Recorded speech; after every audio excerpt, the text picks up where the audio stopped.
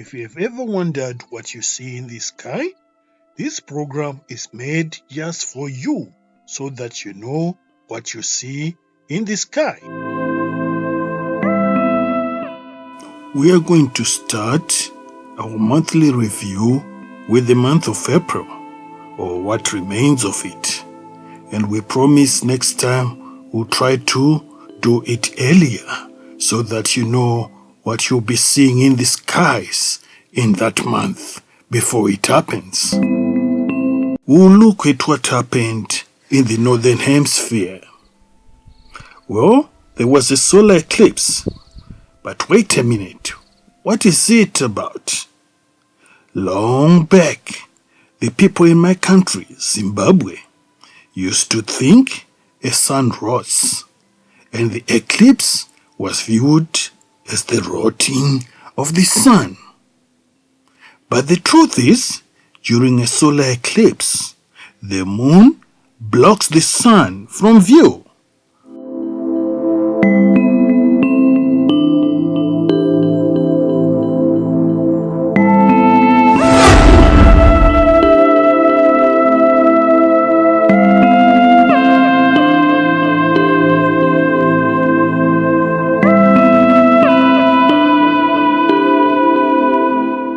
While during a lunar eclipse, the Earth is positioned between the moon and the sun, and thus preventing sunlight from reaching the moon's surface. So, a person on the moon would say there has been another solar eclipse if the Earth blocks the sunlight from reaching the moon. This is actually called the lunar eclipse.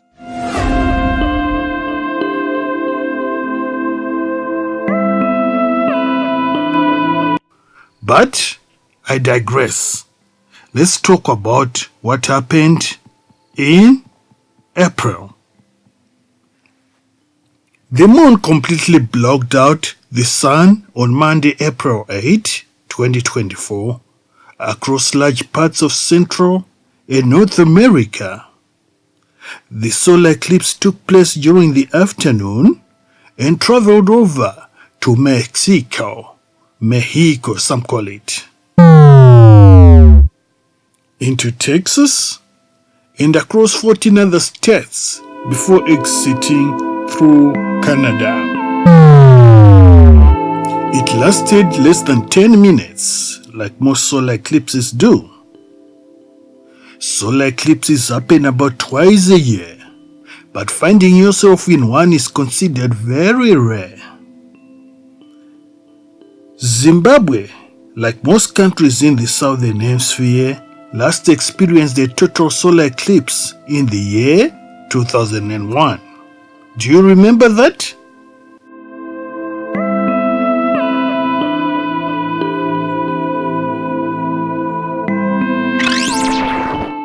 But a solar eclipse that produces total darkness happens once every 400 years for every place in this planet.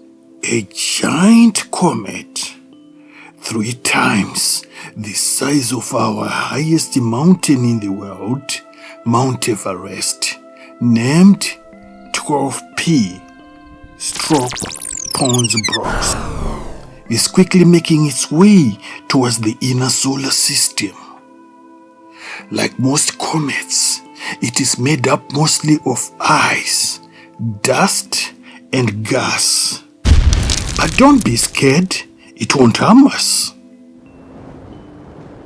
It can be seen just above the western horizon after sunset if one is in the southern hemisphere. It will be near Jupiter position-wise, our biggest planet in the solar system. The comet was discovered on 12 July 1812 by Juan Louis Pons. It is also known as the Green Devil's Comet. This is so because its head is a greenish shade of ice. It is also known as the Mother of Dragons Comet.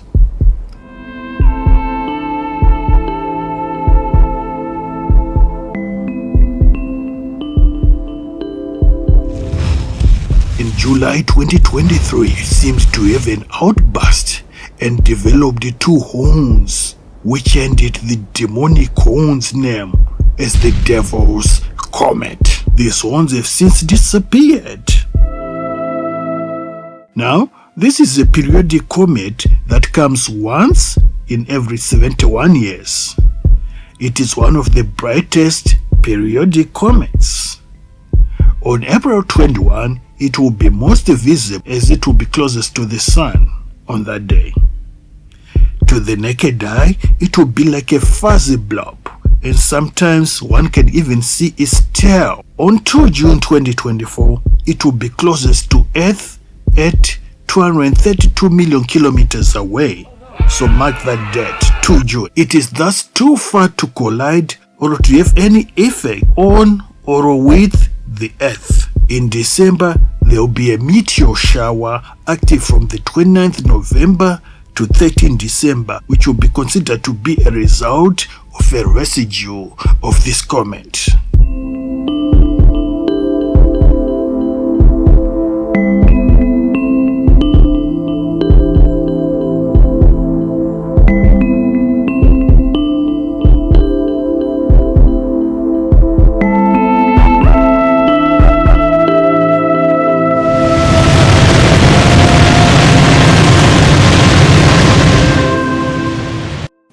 Let's take this moment to explain what we mean by meteor showers. What are they?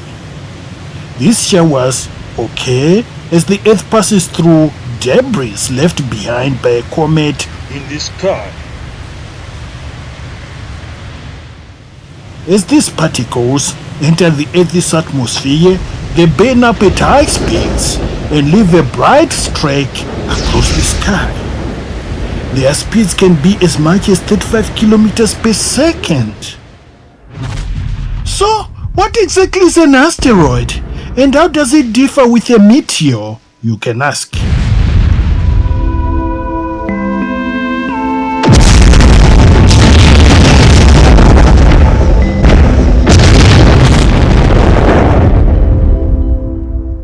An asteroid is a small rocky body and metal that orbits the sun.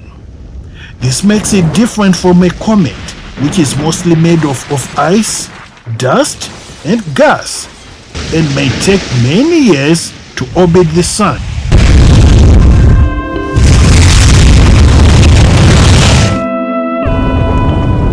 Asteroids mostly travel from the place between the planets of Mars and Jupiter.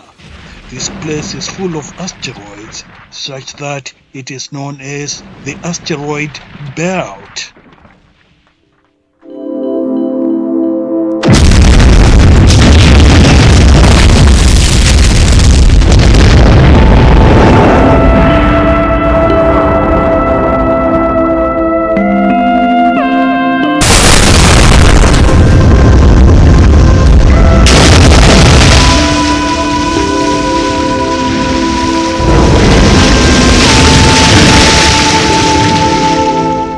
Meteors, on the other hand, are much smaller, and they are formed when asteroids and comets break apart, and the pieces fall to Earth, making the meteor turn to meteorites if it reaches the Earth.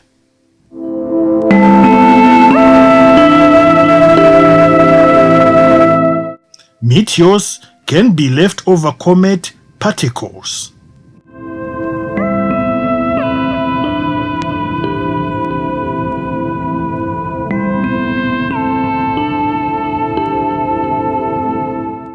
Most comets originate in the Oort cloud, which is very far away in the solar system, or in the Kuiper belt.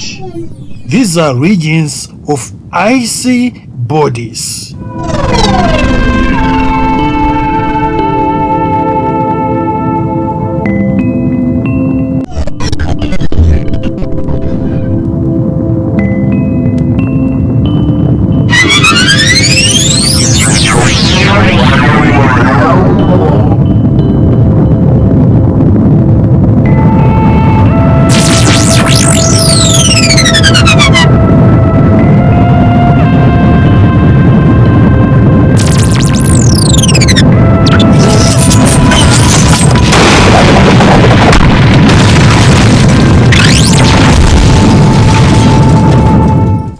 When comets orbit around the sun, they leave a dusty trail behind them. When these collide with the Earth's atmosphere, they disintegrate, resulting in fiery and colorful streaks in the sky. They are loosely called falling stars or shooting stars by many people.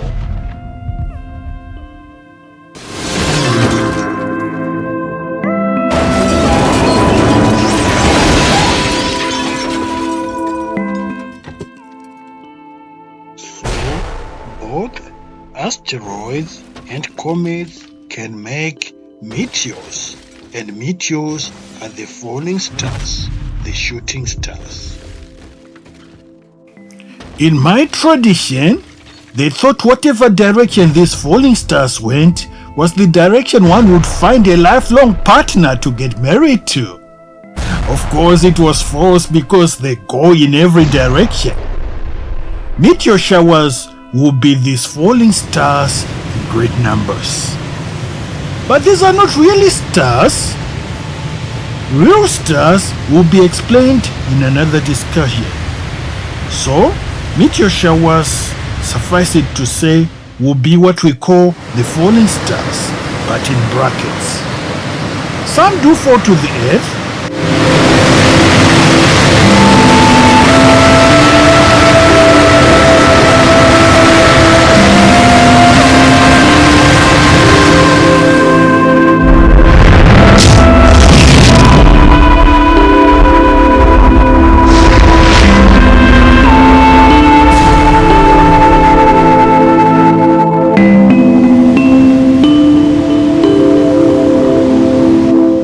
Call them meteorites when they fall down to the earth, and we have many such meteorites.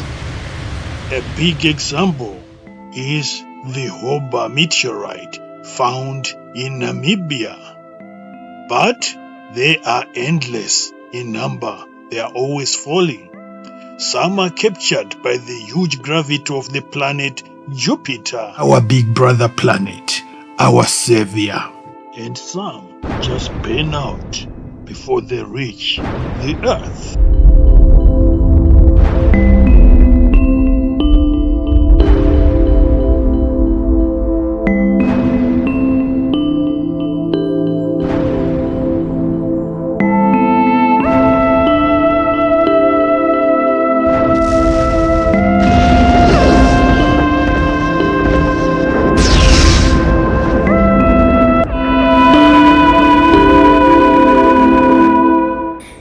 A comet, later to be named Comet C/1861 G1 Thatcher, was discovered on April 5, 1861 by A. E. Thatcher. This comet orbits the Sun once every 415 years. It has thus not completed an entire orbit around the Sun since its discovery. This is going to be the source of this April's Lyrid meteor shower. Starting from 14 April, people should look out for the Lyrid meteor shower. The Lyrids will be very visible from the 14th to the 13th April.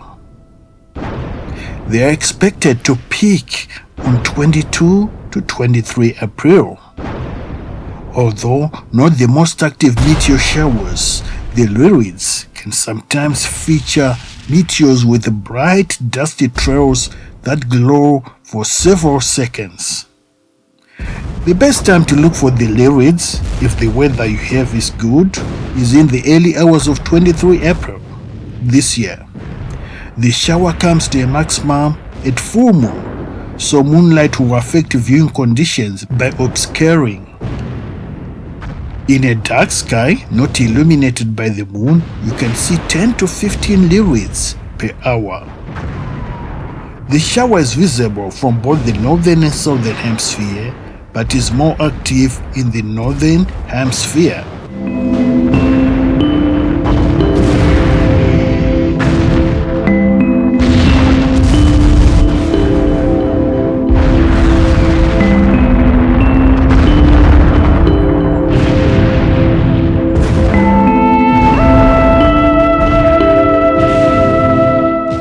Every April and May, the Eta Aquarius meteor showers are active. And this year is no exception thus, as there will be the Eta Aquarid meteor showers between 19 April and 28 May, peaking at around 6 May with a rate of up to 50 meteors per hour. The maximum will be on May 6, mark the date, which is 2 days before a new moon, resulting in good seeing conditions. One can look eastwards to spot the star Eta Aquarid in the constellation of Aquarius, after which the meteor shower is named. But this is not the source of the meteor shower, no.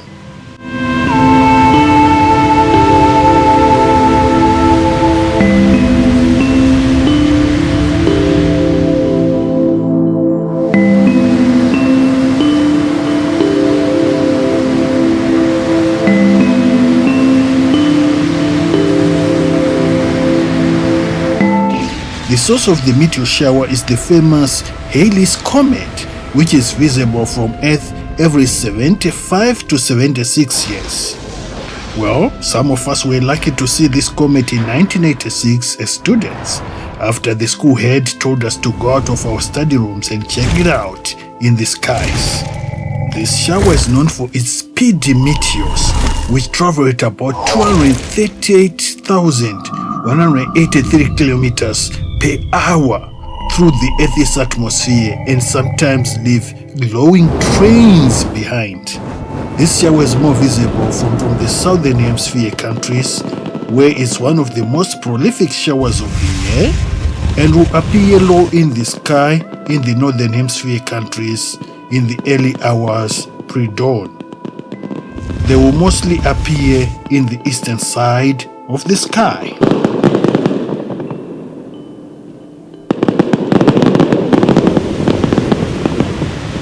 While the biggest planet in our solar system, Jupiter, will have been an easily visible fixture in the western sky after sunset for months, Uranus is much harder to spot.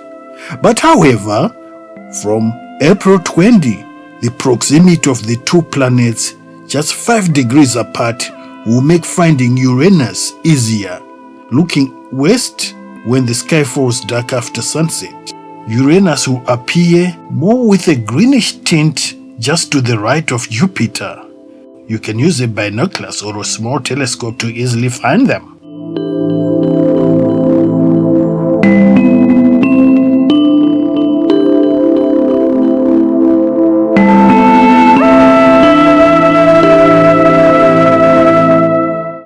To easily view and enjoy the skies, you need to know what you're seeing every day. If you have a telescope or a binoculars, the joy is even more.